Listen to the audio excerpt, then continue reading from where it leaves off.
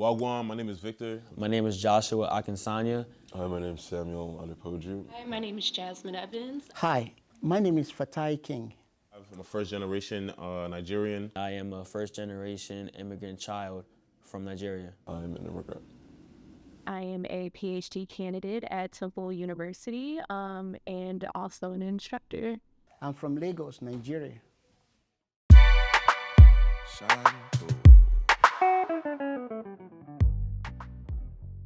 I identify myself as African American, African before American, simply because, one, I'm African. Like that's what's coursing through my blood. Nigerian, firstborn, and America just isn't it. Like after just learning more about myself, about the country, just in the world in general, America really isn't it. So, like I said, I would really want to just cut out the American, but I was born here. So, I'm African American, but I really just want to be African. Nowadays, I would identify as African American because I'm literally African by blood, but born on American soil with American citizenship. So I'm definitely 100% African American. So fun fact, I'm Nigerian and my tribe is Yoruba, so we speak Yoruba. I cannot speak Yoruba. My parents didn't really put as much emphasis on teaching me. I'm the youngest of 5 kids, so my older siblings, it's the top 2 siblings, they can speak it fluently.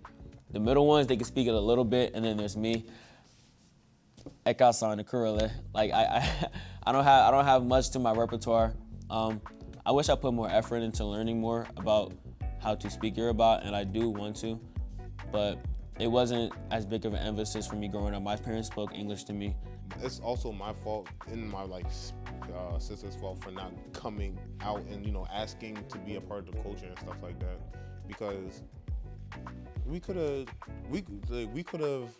came in and asked to be introduced to the culture, asked to learn more about it, but we just never did. We went to Nigeria.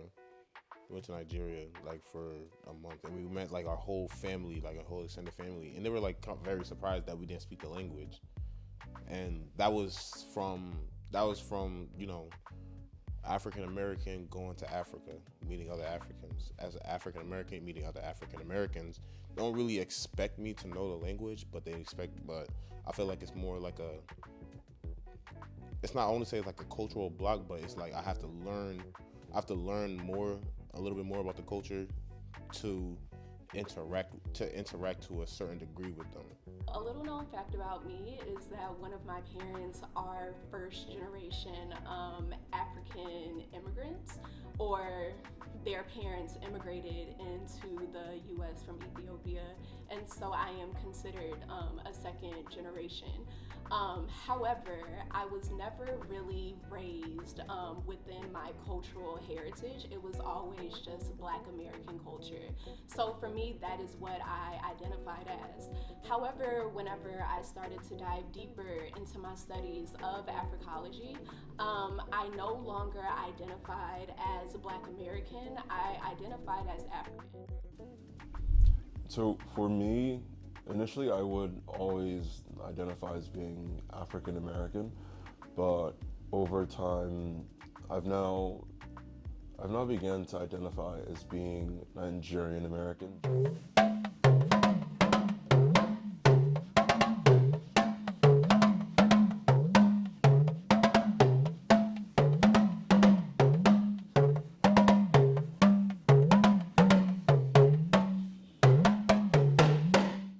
Culturally, with the Yoruba people, there are they're called orikis, and so there's different things that are played for people who are from different parts of Nigeria, almost as a welcome, and so that's used during celebrations and events and different programs, and so it really helps everyone remember where they're coming from, and of course it also makes people dance, and they really do enjoy hearing it and seeing it played, and it's very, very, it's always a sight to see, honestly.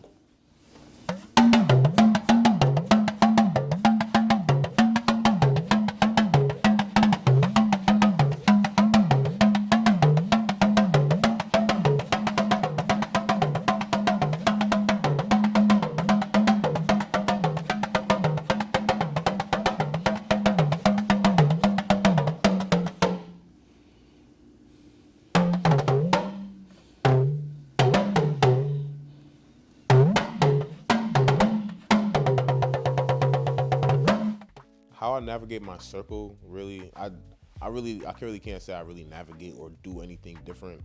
I treat people, I just, go up to people and treat them with respect, though. Treat people and greet people the way I want to be treated. That's one of the basic rules that I learned in my life. Treat other people how you want to be treated. So that's how, I walk through life. I don't treat a black person any differently than I would treat an African or African American or white person or anything like that.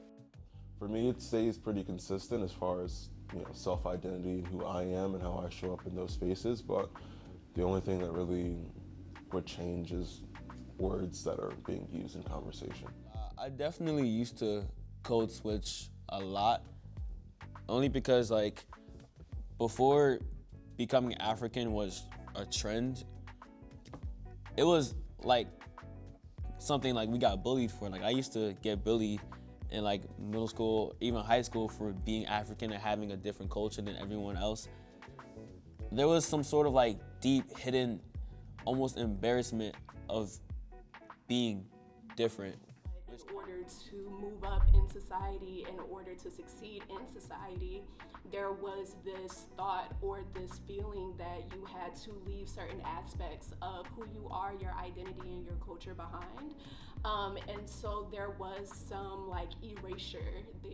I didn't really know I was Nigerian, to be honest, until I got to college. I knew I was African this whole time, but I didn't really know I was Nigerian until I got to college. I'm ashamed of it now, and now I'm changed, and I'm embracing it, 100% embracing it. If you want to call me Afolabi, go ahead. If you want to call me Oluwada Milaire, go ahead. Back then, it definitely was a code switch where I was either Joshua to them, and then Afolabi back home or with my Nigerian friends. I came to US in 1982, and then I came to study medicine. I was a biochemistry student at Temple. I had no money, to study medicine, so I changed to computer science. So I received my BA in computer science, and then I'm doing my master's. I have 3 more classes to go. In Nigeria, especially in western part of Nigeria, we started speaking English. So I learned how to speak English since I was little. And then in primary school and secondary school, we speak English. Whenever we look at the African diaspora, though we have different cultures, though we may term things differently, though we may practice aspects of our culture in different ways or behave in different ways, when you really boil down the ideas behind this, we see that we actually share more cultural similarities than we do differences. And so that's why, for me personally, I've noticed aspects of my culture literally come straight from Africa. So I identify as an African more so than I identify as Black American. And looking back at it, I'm realizing how much it affected me. I used to think about how badly I wanted to change my name growing up. I had a fake name ready when I turned 18. I wanted to be Jonathan Anderson instead of Joshua Akinsanya, right? That's crazy. I really wanted to change my identity because of how other people perceive me, just so I can satisfy them, it's a crazy mindset, but that's how I grew up, and that's all I was exposed to, so I wanted to change it so I can be more comfortable in my own skin. But now, I'm perfectly fine being Joshua Akinsanya.